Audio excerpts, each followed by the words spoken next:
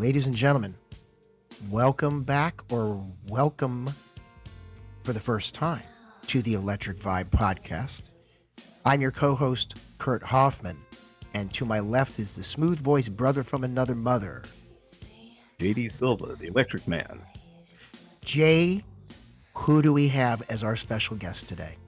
Kurt, we're in for a treat today because today we're welcoming Elisa Fiorillo to the Electric Vibe podcast. An accomplished singer and performer, Elisa's been entertaining crowds for years. From being a Star Search winner in 1985 to finding massive success with Jelly Bean Benitez with 1987's Who Found Who, to traveling the world with musical superstar Prince, to wowing audiences with her own solo releases and dynamic live shows, Elisa is indeed a musical powerhouse. And indeed, today we are going to talk about the woman she is. Please welcome to the Electric Vibe, Elisa Fiorillo.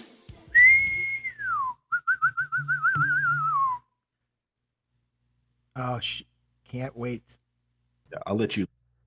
So, Jay, we were just talking before coming back on the air, so to speak here.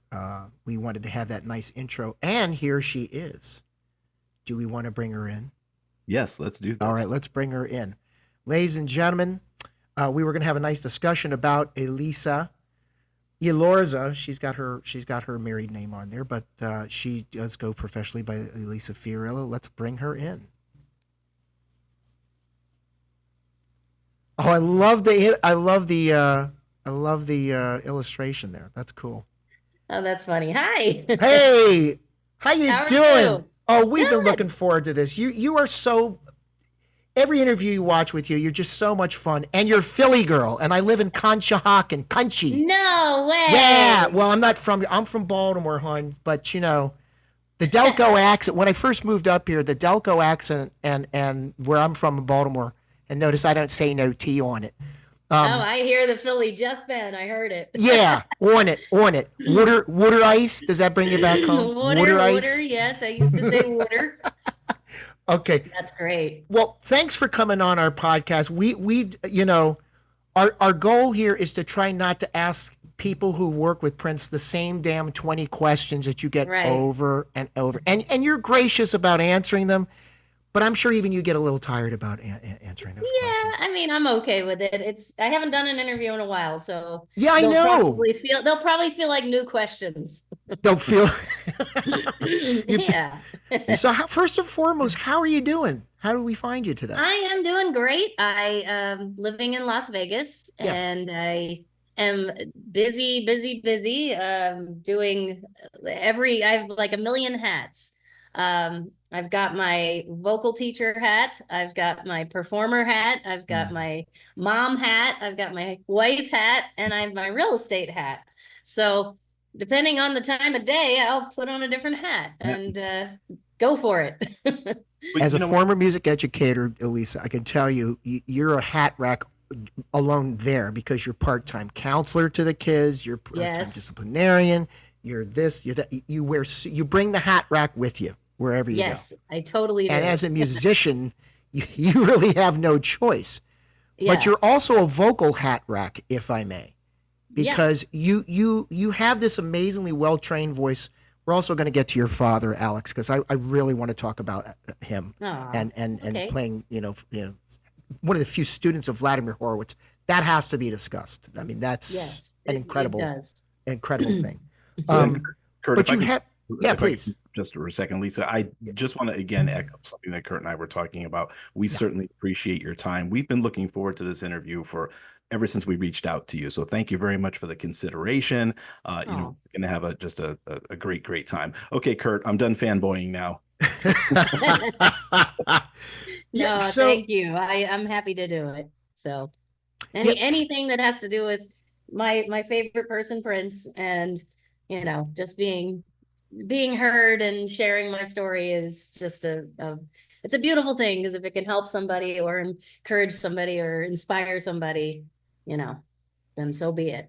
That's great. Yeah, and you've got this your first holiday show coming up. Can we talk about that for a little minute? Yeah, please. So I am doing a show at a place called the Starbright Theater.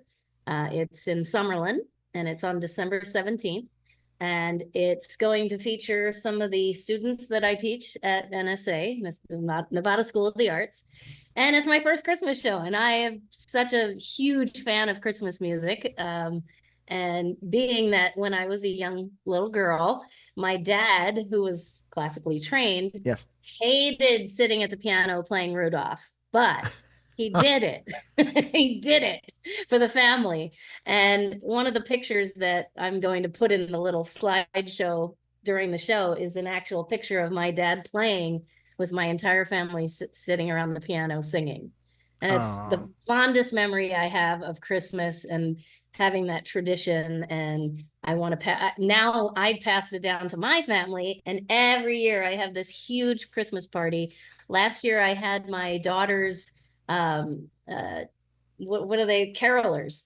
I had like 13 young carolers in my house performing for the guests. Wow. It was a donation, so I gave it to the school, and they all showed up at the house, and all my friends were like, what are you gonna do next year, bring Santa and Frosty? I mean, it's just, so I love Christmas, so it's dear to my heart, and I'm so excited to do this show. I've got a young girl that sounds like a young Whitney. She's just amazing. Wow. She's 18 years old. Her name's Asia Johnson Bean. Then I have my daughter, who is also a singer and actress and dancer. Yeah. And oh my God, I'm in trouble. She's 18, is she not? Olivia, right? Olivia Deese. And she's 18, is that correct? She's 18, and she just started at UNLV. She's oh, wow. First year. And then I have another up-and-coming student. His name is Isaiah, and I can't pronounce his last name to save my life. But this kid is Donny Hathaway Jr. He is insane. So we're going to do this Christmas. And then I'm trying to think of a duet we can do together. And my husband sings. So it's just going to be a free-for-all fun Christmas show. Excellent. Is he is he the musical director for the show, or how is that all working out? Carlos Alorza, my husband, is the musical director. He's an amazing bass player, amazing singer, and just jumps through hoops for his wife. When I need a video made or I need a flyer, he knows how to do all that stuff that I don't know. So I'm always constantly bugging the poor guy, but he's my right hand, and I don't know what I would do without him. That's just so wonderful. So and since you're an Italian American, and since you're from the Philly area, is Dominic the Christmas donkey going to be in there? You know, I thought of that.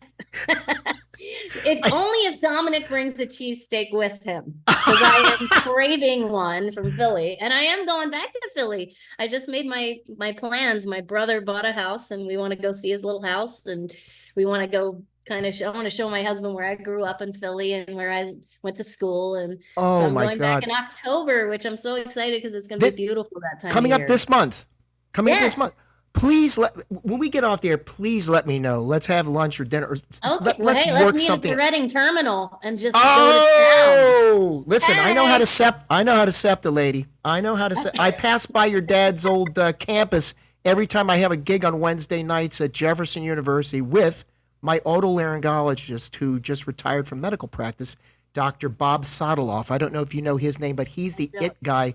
He helped Bon Jovi recently. Oh, wow. Before he retired. He's featured in that documentary talking about his voice and what have you. The guy from Philly is this guy, Bob Sodeloff. So, and his practice, he just closed his practice not long ago. But but I go right by the Temple stop, because after the Temple stop in SEPTA, this is for Philly people here. So you go there, you go to Jefferson University Terminal, and you get off there. You walk right up the steps, and there's Reading Terminal Market, and they got that 4th Street cookie place. Oh, man. But then, you know what? The only problem is my husband, not that it's a problem, but he's a vegetarian. So what the heck is he going to eat? Well, we'll eat the cheesesteak so he doesn't have to. There you go. We'll get him a soft pretzel or something. Go down to Chinatown and just get some, I don't know, bok choy. Yes. At dim sum place. Thank you for that. And I was going to ask you, actually, where's your favorite cheesesteak place? Because I know, what part of Philly did you grow up in specifically? I grew up in Huntington Valley. Okay. And I went to Abington High School for till I think the ninth grade, and then that's when I moved to New York, and I was in a Broadway show, and then the Broadway show closed, and I moved to California, Right. and that's where I ended up finishing high school in Garden Grove, where Steve Martin went to school, Oh God. which Wow. some people call Garbage Grove, but it. Yeah. Ooh, I think we all paused.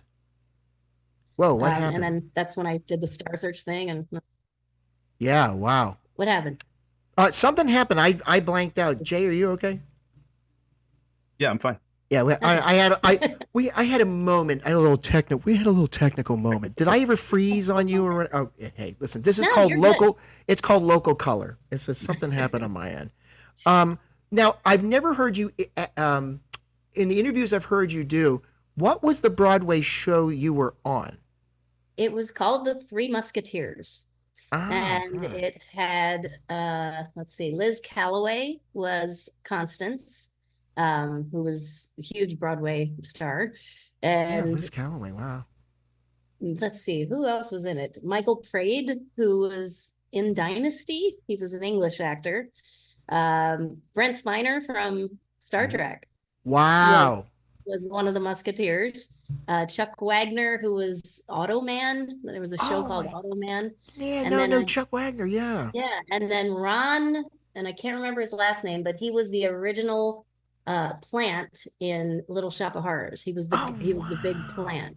So it was a great show. We rehearsed forever, and then it was open for 6 months, and then unfortunately, Yul Brynner was dying of cancer, and they wanted to put The King and I back on Broadway before he passed, and our theater was the only theater that could hold the show. So we Wow. ended up getting canceled, and it was quite devastating after all that work. We even had live horses go down the aisle with Oh little wow. jockeys picking up the stuff in the aisle if something happened, and it was it was a very very cool show. And The I was the three. understudy for Constance, but I was only 15 years old, Wow. Yeah. and I never got to play her, so I was really sad. But I was on Broadway, and I got to sing and dance and act, and I was the chambermaid, and I had a musketeer outfit on, and I had to learn sword fighting, and so it Were was you a a great swing? Were you a swing in that show as well? I mean, yeah. covering Well, I all was the different roles, understudy right? for Yeah, the yeah, lead. as you do when you're young like that. I mean, you certainly have the voice for Broadway. I mean, I listen to your vocal timbre and I think of things like I dreamed a dream. Obviously Oh, not the age part, great but song. movie in I my mind. dreamed a dream of days gone I by. mean, Yes. you've got but you can cover, see, you can effortlessly cover these different styles Yeah, as though kind of it been a ain't no. curse. It's kind of been a curse in my life, Mm, because I've sung every single style of music, and it's been a great thing when it comes to like jingle work, and even recording people's demos when they write music, because I can kind of chameleon and adjust styles really easily. yeah. And I owe that to my dad, because I think from listening to him play, it really developed my ear for hearing, nuances and different things. Like, as far as singing, I never had voice lessons until I was in an opera, and I didn't know how to get up to my head voice, so I had to learn. And so I actually studied for like maybe 4 months with Marnie Nixon, who Get was, the hell out of here. yeah, Okay. Marty Nixon, for those who don't know, playing at home, she overdubbed Natalie Wood's voice for West Side Story. West She Side did that for a Story. number of people. Yeah, Yeah, I Deborah Kerr, actually and I met her at Peabody Conservatory when I went there in the '90s because I oh also sang wow. opera at one point in my life. And So yeah, she was in the Sound of Music with me. shut up! And I did a Wow, little tour of the Sound of Music with Theodore Bickel, who was our Captain Von Trapp, who was the original on Broadway, and wow. Roberta Peters, who was a huge opera star, played Yeah. Maria. Oh yeah. And Marnie was Frau Schrader, or however you say her name. And we went to Marnie because I had to do this opera, and I did not know how to get into head voice without it being weak. Yeah. But then it was funny because I learned a lot from Marnie, but really I learned from listening to records. Like I started to listen to Jennifer Holliday singing on Dreamgirls. Of course. And I went, how is she doing that? And I would just try to imitate the sound. And then I was like in my living room at 15 going, and I am telling you, doing all that stuff. Sure. Not going, I was just going all crazy. Yep. But I learned how to kind of mix the tone into my mask. La Masca. Yep. And get the power behind the note instead of it sounding so, it was totally different power.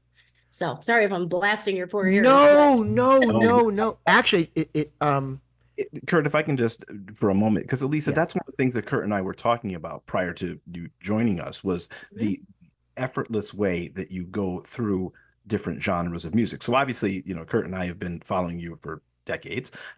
But when we were prepping for this, we were listening to a ton of things, and obviously we love your jazz work. We love video, YouTube, and I said to Kurt before we came on, I said I was watching the clip of you do that, and then I was watching the clip of you do "What Have You Done for Me Lately" by Janet Jackson. And it's just, it's amazing how you flow from just one to the other, and I appreciate you explaining how that works for you, because for us it's just wow. Oh, well, thank you. I love pop. Pop actually was the hardest for me because it was always so regimented in a beat. Like it had to, your phrasing has to land within the beat of the song. Where musical theater, it's such a long phrases where you can just sing. Opera obviously very similar to that. And jazz, I love because you can go beyond that beat and improvise so much. And I remember when I first started singing jazz, I was with this wonderful guy, Tony Guerrero in California, who gave me my first opportunity, thank you, Tony, to sing with this quartet. And when it came time for them to solo, I was so used to singing pop music that I let the guy do 8-bar solo. And then I started to sing, right? And after the show, Tony pulled me aside and he said, you kind of have to let the guys play. You got to give them a little more time than 8 bars.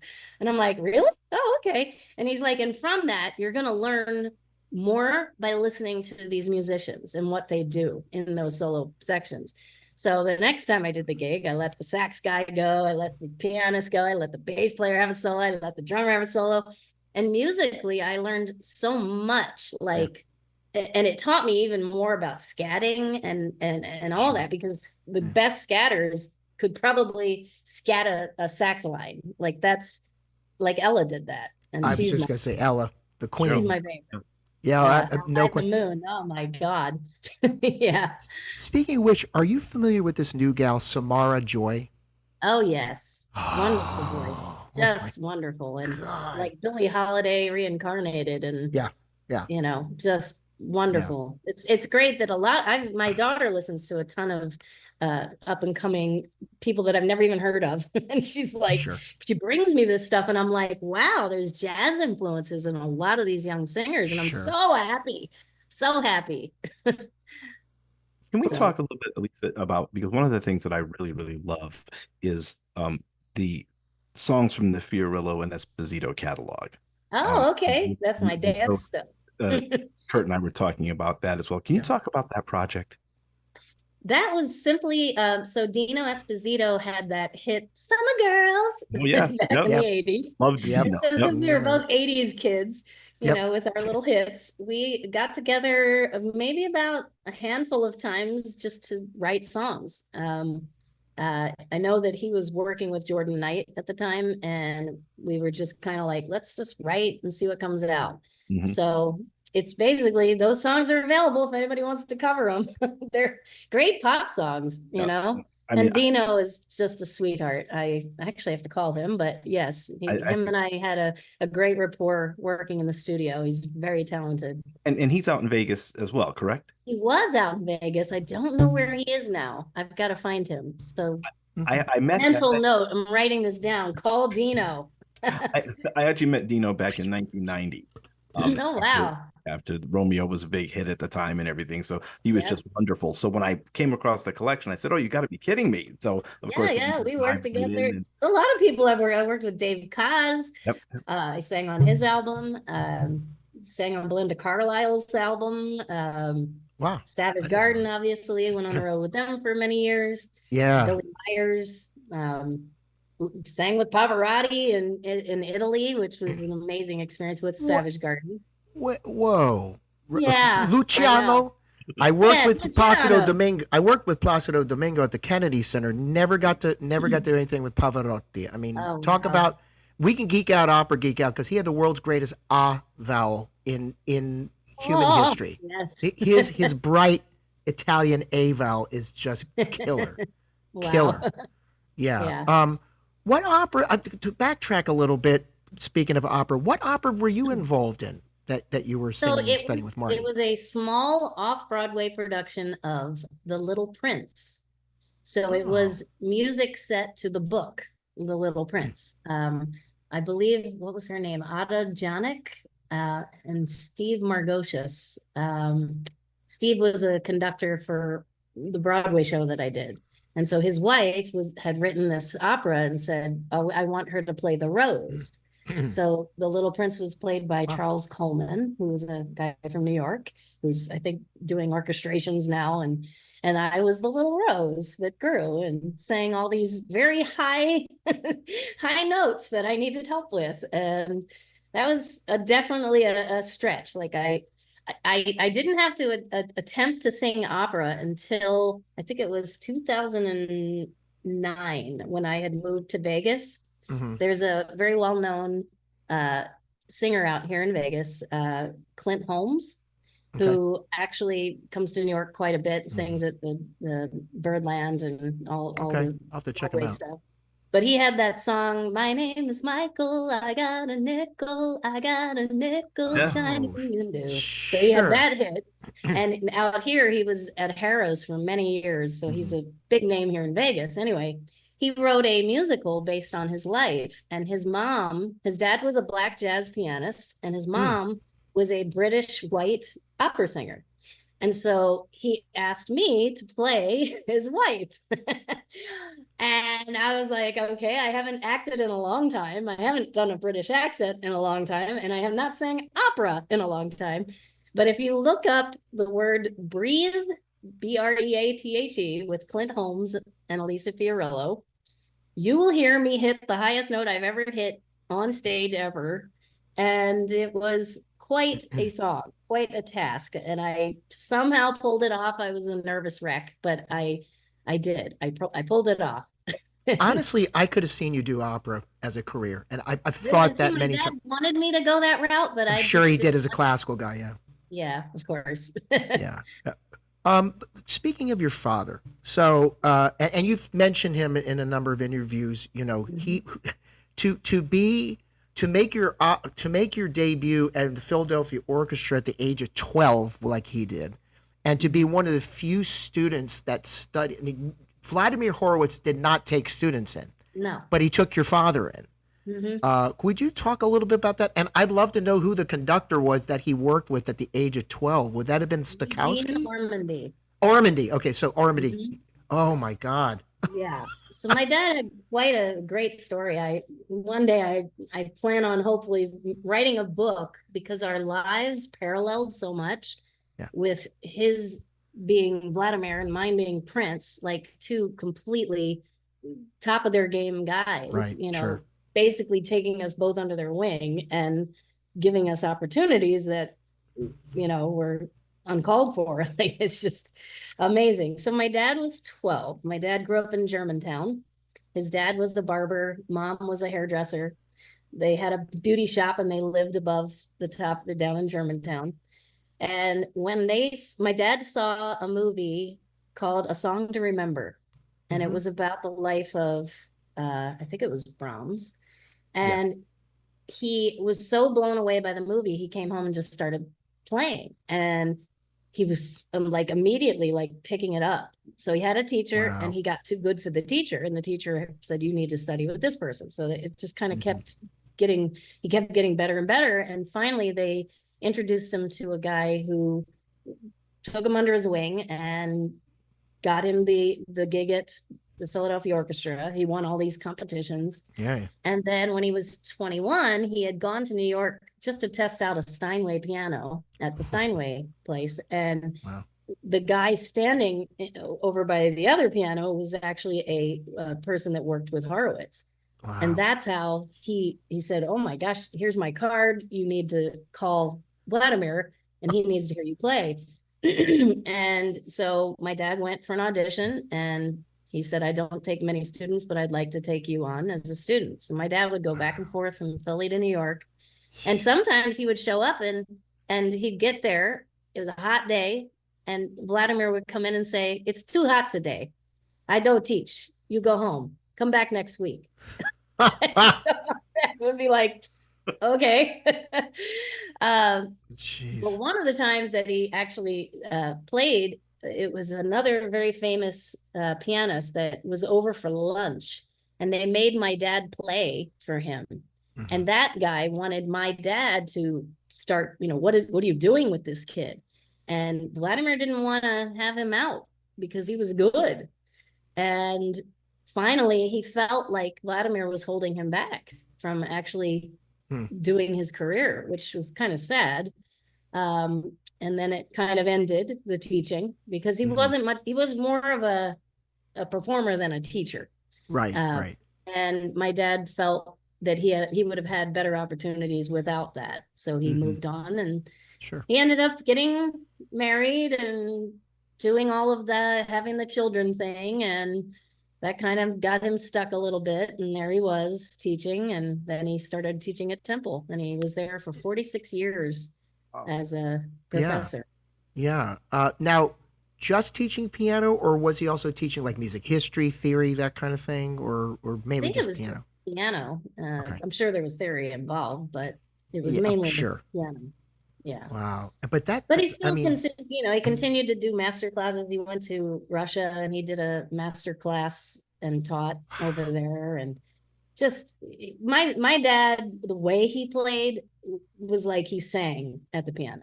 And you could hear him grunting. It's like Glenn Gould does that. Glenn Gould. So you uploaded a recital he did in Princeton, New Jersey, I believe. Oh, yes. In 1995. And during the more dramatic, forte passages, you can hear him singing it. Oh, yes. Geez, it shades of Glenn Gould, who also did that when he would record, notoriously singing along. And we would yell at my dad. We would be at concerts going, Dad, you're grunting. Dad! Stop it. It's getting in the way. But it's great though, because you can tell how passionate he was. And obviously you share that with him. Music. Yep. Yeah. Now you also play piano. So you said you play a sonatina. You played for Prince's father. Was it the Clementi Sonata? Yes, sonatina? I did. It's the only piece I remember. Yeah. I had to learn that one too. He made me play for his dad because he was so impressed with that. I'm like, it's the only one I know, so it's not that impressive. But I did play for him, and Prince's dad sat down. We had lunch together, and I'm sure you heard that story where we were eating and the sunglasses from Target. Yeah, and the Target thing. Yeah, it was pretty hilarious watching Prince's face as I said, where'd you get your cologne? It smells so good. And he'd say, oh, I got it at Target. You like it? I only paid $10. But Lisa, he was proud. And then it was so nice to hear that his dad saw my genuine nature, and that he said, if you're going to have any true friends in your life, that girl's going to be one of them. Yeah. So that made me feel good, And Elisa, speaking of Prince, I saw you a number of times with Prince, on the Welcome to America tour. Fantastic. And obviously your time with him has been well documented. One of the things I wanted to ask you is, because there was always a part in the show where he would showcase you would showcase Liv, he would showcase Shelby. Can you talk a little bit about that and what that energy was like for you? Well, he wanted, it's funny because he said to each one of us, I want you guys to put together a band and sing, and I want to show up at your gig and play with you. So he was very much into showcasing the people on stage with him.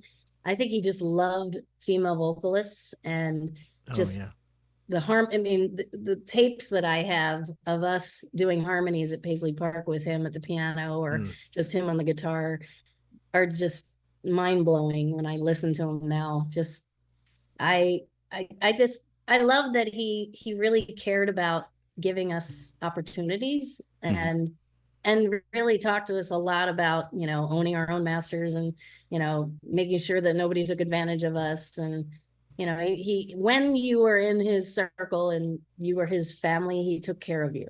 And, I felt, I mean, and we had a little past back when I was, 19, 20, stupid, young, but we had such a sister brother vibe going on later in life that there was just this trust. And I just think he was really one of those people that really watched out for the people he loved, and it showed. He wanted to show us off, Sure. he loved Shelby's, energy and how she would get the party going. And he'd just let her loose. And then one time he let me loose and I did Shake Her Body and he was making fun, like, go get her. She's out. Look at her. She's off there. Go get her. We let her loose.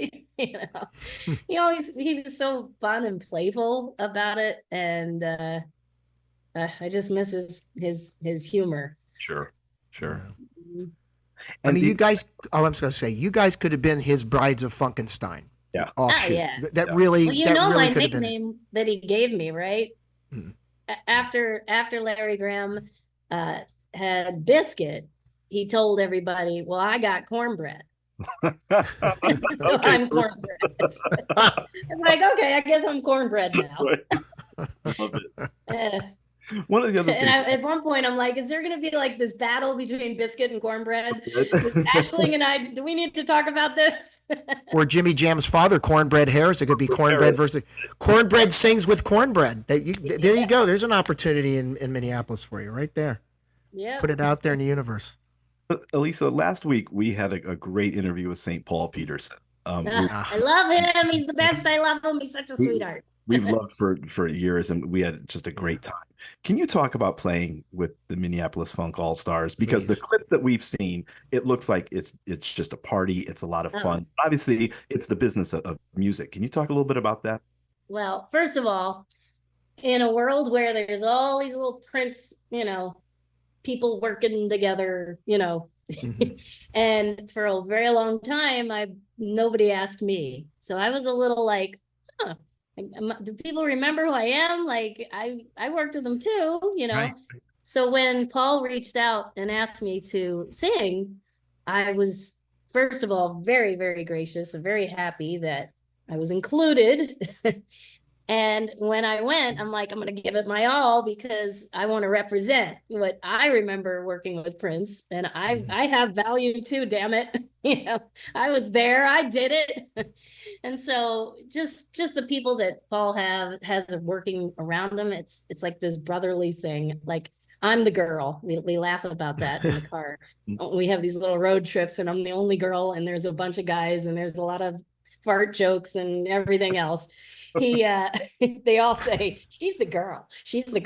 It's kind of an ongoing joke, but we all get along. It's like I've known Paul my whole life and I had really only just met him when he asked me to sing. But it's just kind of crazy how his career he met Prince at 18, like I did. Right. We both were these soulful white people that, he could hear that. So I feel like when I sing with Paul, it's like we were meant to eventually come together, So that confirm. I get it. So I'm sorry to interrupt you there, but on your I Am album, there's one track that he plays on. I know, and I didn't even know it. And so that confirms to me that you guys didn't actually meet at that point. No. So you never met any of the Peterson family, Ricky Peterson, none of them. Never. Wow. And I have a dear friend, Joey Finger. Yes, that's his name. He's a Yeah, drummer. no. Yeah, you Yeah. know. I've heard of him. Yeah. And he's the one that actually said, Paul, if you're gonna get a girl singer, get Elisa. Try her out. And so it was him that actually said, Paul, give her a chance. And so thank you, Joey. And from there, it's just what's so great about it is it's so the music that we do, it really replicates what Prince did.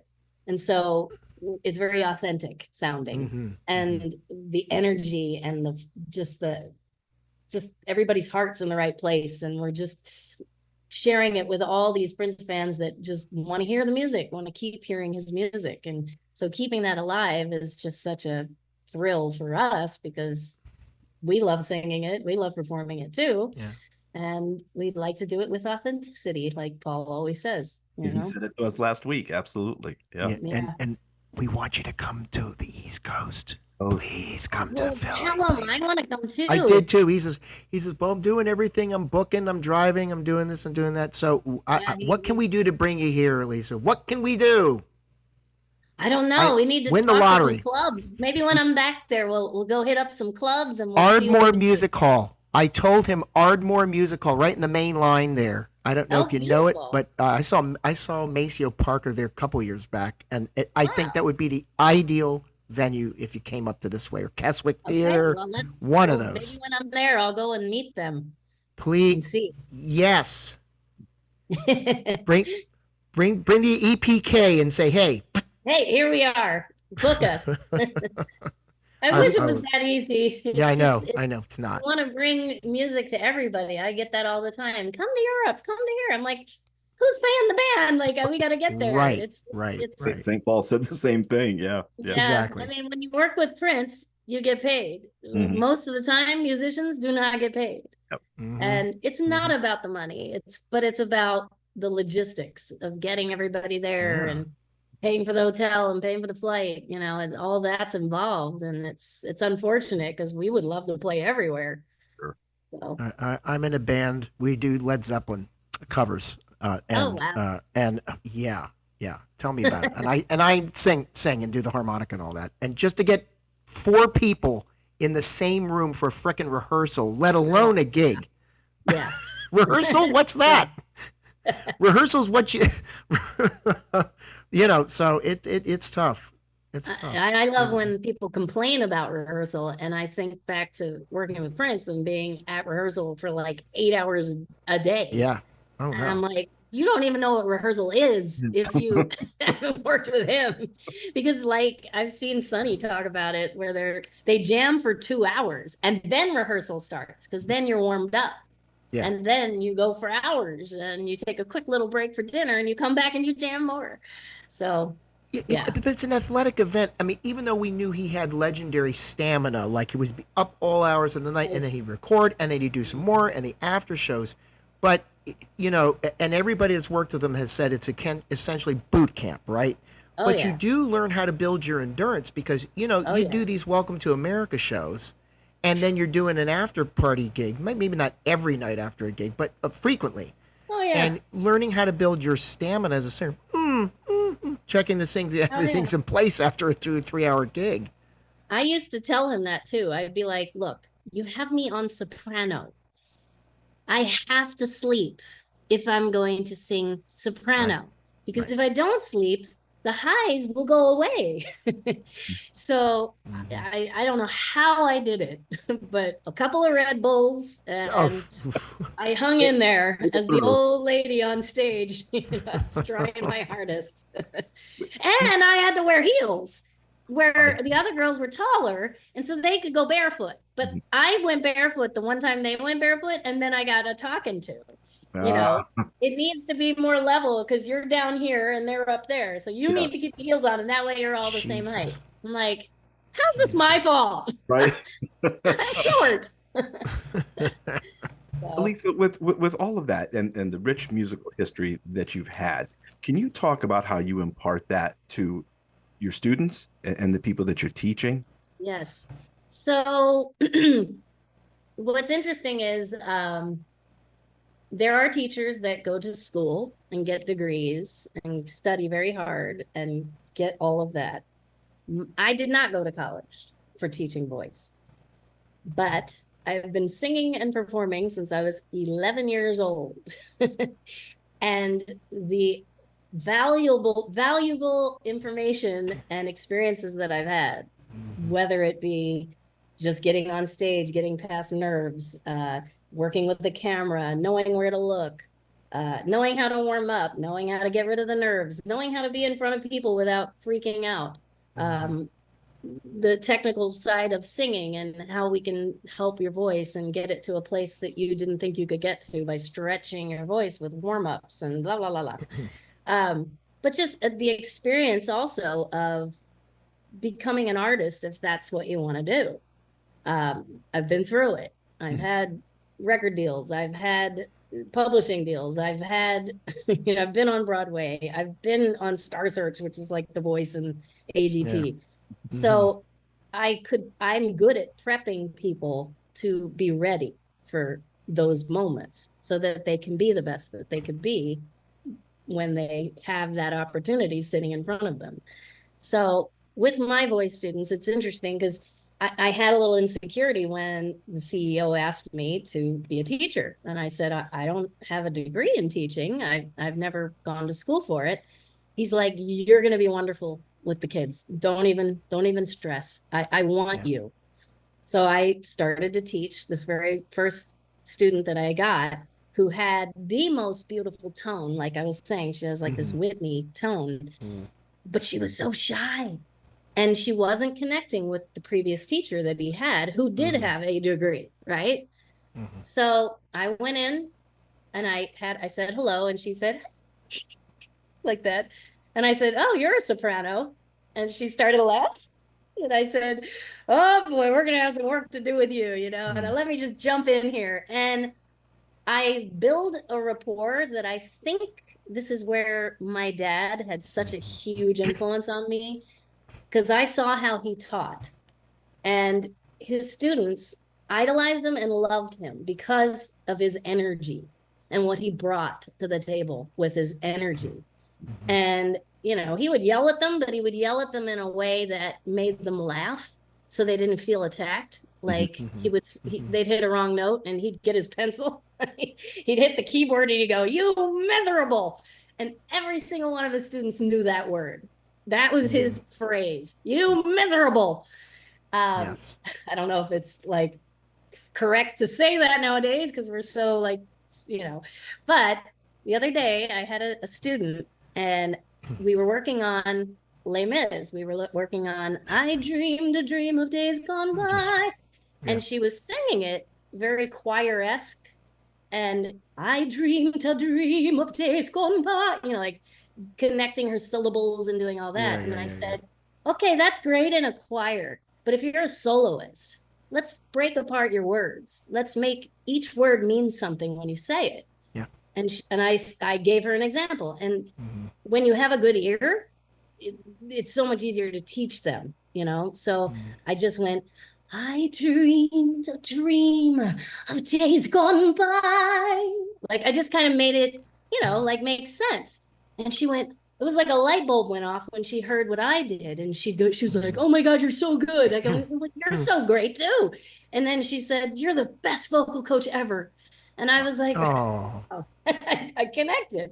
And they love me. And it's because I'm on their level and I just have this way of connecting with kids, I guess. Enthusiasm. Well, and then I thought to myself, every single teacher that I remember growing up and I loved were the ones that I connected with. The ones that I didn't connect with, it's just on the board and writing their problems and there was no personality and there was no interaction. I don't remember a damn thing from that class. Yep. But I do remember Mr. Binley, who was my English teacher, who made us laugh and who made us get into the work and like dive into things. And that's what I do. I take a piece that they want to learn and I dissect it and I help them make it better. And that's why I like teaching. And I shocked myself that I actually am a good teacher. So So to all you Personality degree has everything. out there, I'm so sorry. I'm sorry, but I do have the experience. No, listen. Some of the best football coaches were not necessarily football players. Okay, Right. they didn't get, or you know what I mean. They didn't get the Yeah. degree. You don't have. Listen, I know. I've worked with many folks who were coaches and stuff like that, and they didn't have the degree in the specificity of coaching. They were some of the best coaches I'd ever had because Right. they knew how to they knew how to get you to inject your personality into what you were performing, Right. and it's you having to make that connection with students Is a is invaluable. huge thing. I tell you what, though, doing elementary music, general music class, I tell you that'll take it out of you, man. It's a lot. It's a lot. It's a lot of Yeah. energy you have to manage. Mm-hmm. And yeah, it was very rewarding. But we can talk off the air about that. But yeah, so you just started doing this position, and it's the Nevada. Where is it? The Performing Arts. What's the It's school called? Nevada School of the Arts, and School of the it's Arts. Okay. in downtown Las Vegas, and it's been there for, I don't remember how many years, but I've been there about 2 years so far. Oh wow. So, Okay. and I have 7 students that's keeps me busy, but Yeah. I am looking to teach more Hmm. because I just love what I do. And what's great about being at this school is they constantly get opportunities where they ask, do you have any young students that want to perform? Yeah. So it's a great way for kids to get that exposure and get that experience and be in front of an audience and work out those kinks and get Yeah. them to that point. And one other thing that I did just recently, so I've worked for 3 or 4 years with Purple Playground, which is a Yes. songwriting workshop that I've been doing in Minnesota with Willie Adams and Heidi Vader and Adrian Crutchfield, who's our saxophone player. And that all happened because we went on a Zoom call. They asked me as a guest during COVID to help write songs with these kids. And we wrote like 3 songs on a matter of like a 4-hour, Zoom call. The following year, I went in person. I saw the effects that it had on these kids and how they came in one way and left a completely different way with confidence and excitement to write. So my the CEO of NSA asked if I could run a songwriting workshop. So I just did one about 3 weeks ago. 9 people signed up, which was perfect. And we wrote the gala song for the gala to the theme song. And I came up with a melody for the chorus and I brought that into the kids and I said, all right, now we got to write the verse, we got to write the bridge, we got to write all the sections of the song, and it's Cool. got to sound like an anthem. It's got to be so big because this is going to represent all you kids. You guys are all going to perform it and we're going to have a great song. So within a day, we finished the song. And Wow. it was like a 4-hour day. We finished the song because they were so excited to be a part of it, right? So the next 2 days, I'm like, okay, I guess we're breaking into groups. So we did 3 groups of 3, and each group wrote a song and performed it at the end of the end of the 3 days. And we Wow. would jump from room to room and help them, how to build a chorus and about a bridge. And I love writing. It's something that Prince really instilled in me as a singer, is that if you don't write your own songs and you can't express what you want to spread in the world, then what's the point? Like you gotta. So a lot of the voice students that I have, I always ask, how serious are you? Do you want to be an artist? If you do want to be an artist, then let's figure out what your sound is. Let's try to cultivate and write a little bit. Bring some lyrics, bring some poems that you've written, and let's see what kind of style music you like, and we'll get a loop and we'll just start with that and just kind of Cool. build you into the artist that you want to be. So Where is this held at, Elisa? at Nevada School of the Arts, we Oh, did it. oh, okay, okay. And the Purple Playground stuff? And Purple Playground is most of the time we've held it in Minnesota. We are trying to build it so that it grows. We wanted to bring it to NSA. That still might happen. Okay. But logistics, getting everybody Yeah. here. So we've You know. been mainly doing it in Minnesota. Okay. So Cool. And just to go back to something we started talking about at the beginning of our interview was the hats and the many hats that you wear. How do you balance all of that? The teaching, the writing, the performing, the travel. I might be going a little crazy. I have a calendar that it's like I've got different colors for each thing that I do. And it's like I can't even look at my calendar sometimes. My poor husband's like, you need to breathe. I'm like, I don't know why I'm on such a mission, but I am. I'm on a mission. In real estate, it's a great business, and it actually makes you money. So I can't give that up. Right. When music fails to pay the bills, it's you got to do something. So right. and I enjoy it. I love helping sellers. I just sold a property where the wife lost her husband, and she was sick, so she moved back to Texas to live with family. And she left this place completely filled with all of their belongings. So I had to go in there and try to get an estate planner to, and they weren't interested, and they didn't want any of her stuff. It was the most heartbreaking thing to hear. And from there, I had to find somebody that would just basically take it and donate it and sell it or whatever. So I got all that done for them. I got the house sold, and just the whole headache of it all. They were so thankful. I even sold an organ that they had in there, like to a friend of mine who's a gospel guy. So he's like, I'll buy the organ. So I love helping people. So it makes me feel good. And she actually had a cute little girl and boy sitting on a bench. And I thought of her and her husband because I'm a sentimental nut. And I just said, I really would like to have that to put in my garden, to kind of just look at it and just remember you and your husband in this home, because they didn't find value in your stuff, but I find value in your stuff. And she was so touched and so happy that I took that little piece and put it in my garden that, that's the kind of realtor I am. I just want to help. I love helping. So I just think of whenever I hear the word helper, I think of Fred Rogers during 9/11, and we just here it is. We had the anniversary this week, and he always talked about look for the helpers. Yeah. Yeah. And you're one of them. I'm one of them. You're one. But you're so genuine, though. There's nothing. The thing that and we talk about Prince and the people that work with him and the people that he respected the most were people that didn't bullshit him. And you were one of those legitimate, genuine, what you see is what you get. You don't sugarcoat anything, but when you see somebody who needs help, you're there for them. You're the ride or die. And but you're honest. You're not a yes person. Nope. I wear my heart on my sleeve and I say it like it is, whether people like it or not. That's but right. I do it nicely. Yeah, but it's a delicate dance, isn't it? So it's a delicate dance.